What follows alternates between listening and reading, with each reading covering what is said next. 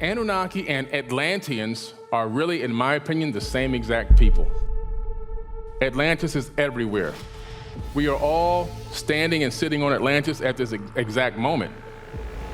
The Ring City, in my opinion, was just one of many capitals on Earth. But my personal opinion is the Anunnaki are the Atlanteans.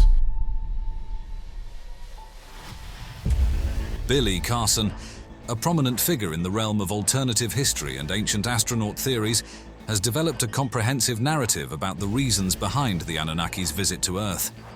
Drawing from ancient texts, mythology, and speculative theories, Carson provides a multifaceted explanation for the Anunnaki's arrival on our planet. So why did they come to planet Earth? There was an ancient galactic war there. This created something called space refugees. One of the central themes in the interpretation is the Anunnaki's need for gold.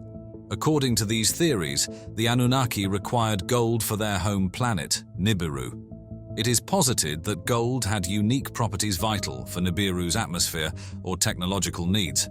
This aligns with Zecharia Sitchin's interpretations of Sumerian texts, suggesting that the Anunnaki used gold to create a protective shield for their planet's atmosphere, reflecting cosmic radiation and stabilizing their environment. Upon discovering Earth, the Anunnaki identified it as a rich source of gold. They established extensive mining operations, primarily in regions like southern Africa, where ancient gold mines have been found. There was this place in South Africa called Adam's Calendar, where they found the very first gold mines that human beings were working underneath their boot. The most notable of these ancient mining sites is the Barberton Greenstone Belt. The Barberton Greenstone Belt, located in South Africa, is one of the oldest geological formations on Earth and contains some of the oldest gold mines known to humanity. It dates back approximately 3.5 to 3.2 billion years. This area is famous for its gold deposits, which have been mined for thousands of years. According to the theories, the Anunnaki established their mining operations in this region due to its rich gold reserves.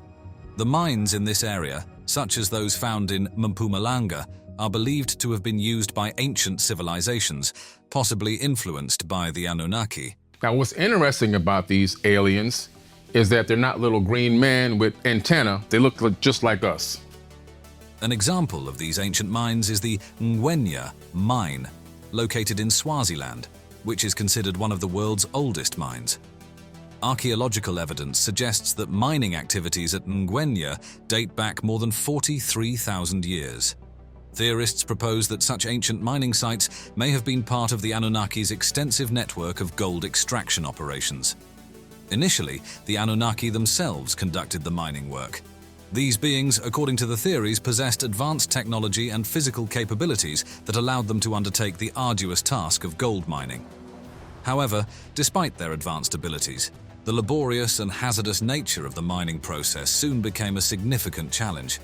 The harsh conditions and intensive labor required for gold extraction prompted the Anunnaki to seek alternative solutions to sustain their operations. Faced with the need to alleviate the demanding physical labor, the Anunnaki explored several alternatives before resorting to the creation of a new labor force through genetic engineering.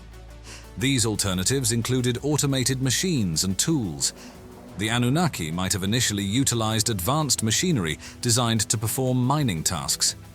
These machines, though efficient, may have required constant maintenance and lacked the adaptability needed for varied mining conditions.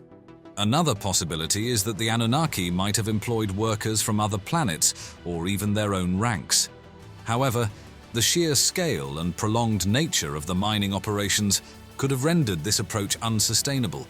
Before creating modern humans, the Anunnaki might have experimented with other native species on Earth to enhance their abilities for labor. These experiments might have led to the creation of various hybrid beings mentioned in ancient myths and legends. Ultimately, the Anunnaki decided to create a new species that could effectively handle the labor-intensive mining operations. This decision led to what is known as the Adamu experiment, where the Anunnaki combined their DNA with that of early hominids to produce a hybrid species, Homo sapiens. We actually look like them. Okay. And the reason why is because we have their genetics and their DNA inside of our bodies. The primary reason for genetically modifying humans was to create a labor force capable of performing the strenuous and repetitive tasks required for mining gold. The Anunnaki sought a species that was intelligent enough to follow complex instructions, but still docile and subservient. By blending their DNA with that of early hominids, the Anunnaki aimed to produce beings who possessed the physical endurance and adaptability of Earth's native species, combined with the intelligence and technological proficiency of the Anunnaki. The Adamu experiment involved the creation of the first humans, Adam and Eve, as laborers. This concept parallels the biblical creation story, but with an extraterrestrial twist. The term Adamu is used in Sumerian texts to refer to the first man, created by the god Enki and the goddess Ninhursag. These deities, interpreted as Anunnaki scientists, conducted a series of genetic experiments to develop a suitable human workforce. The initial experiments by the Anunnaki focused on combining their own DNA with that of various indigenous species on Earth. These early attempts resulted in numerous failures and partial successes, producing beings that either lacked the necessary intelligence, physical capabilities, or docility required for effective labor. The Anunnaki had specific requirements for their workforce. They needed the beings to be intelligent enough to understand and carry out complex instructions. Mining for gold was labor-intensive and required significant physical strength and stamina, so physical endurance was a must. The new species needed to be adaptable to various environmental conditions and able to learn and develop new skills as needed. To ensure a sustainable workforce, the beings needed to reproduce naturally, eliminating the need for the Anunnaki to continuously create new workers. While intelligence and adaptability were crucial, it was equally important that the beings remain subservient and manageable to prevent rebellion or resistance. Through a meticulous process of trial and error, the Anunnaki scientists, Enki and Ninhursag, eventually created the first successful prototypes of modern humans.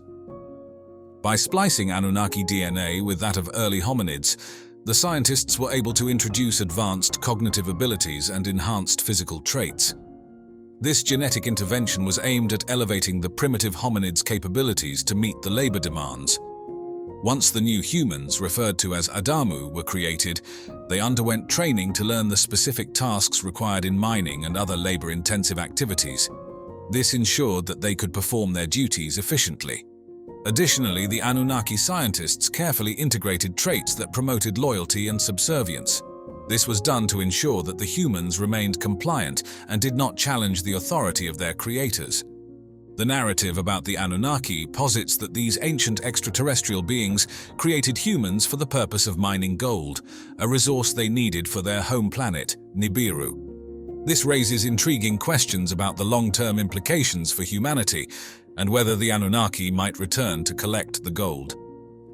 According to the interpretation, the Anunnaki might have decided that it was more efficient to let humans mine gold slowly over thousands of years, rather than attempting to extract it rapidly, even with their advanced technology. This theory could be based on several factors. First, even with advanced technology, the sheer volume of gold embedded in the Earth's crust may have made rapid extraction impractical. The process of mining gold is labor-intensive and time-consuming, involving complex geological formations that even the Anunnaki might have found challenging to exploit quickly. By creating humans and providing them with the necessary skills and knowledge to mine gold, the Anunnaki ensured a self-sustaining system. Humans, driven by their own economic and cultural incentives, would continue to mine gold, gradually accumulating the resource without the need for continuous intervention from the Anunnaki. Additionally, the Anunnaki might have envisioned a long-term strategy where gold is slowly accumulated over millennia. This approach would ensure a steady supply of gold, allowing the Anunnaki to return periodically to collect the amassed reserves without having to manage daily operations. Another intriguing theory is that world nations could be secretly collecting gold from their citizens to give it to the Anunnaki. Governments around the world hold significant gold reserves, often under the guise of financial stability and economic security. These reserves are collected through various means, including gold taxes, purchasing programs, and confiscation during times of crisis. According to this theory, there might be clandestine agreements between world leaders and the Anunnaki. These agreements would stipulate that a portion of the gold reserves be set aside for the Anunnaki, who periodically visit Earth to collect their share. The theory could draw on historical events where governments have seized gold from their citizens, such as the United States Executive Order 6102 in 1933, which required citizens to turn in their gold. Such events could be interpreted as part of a broader, long-term plan to gather gold for the Anunnaki. The global financial system, with its emphasis on gold as a stable asset, might be part of a grand design to ensure that sufficient quantities of gold are available for the Anunnaki. Central banks and financial institutions could be complicit in this secret agenda, managing the flow of gold to meet extraterrestrial demands.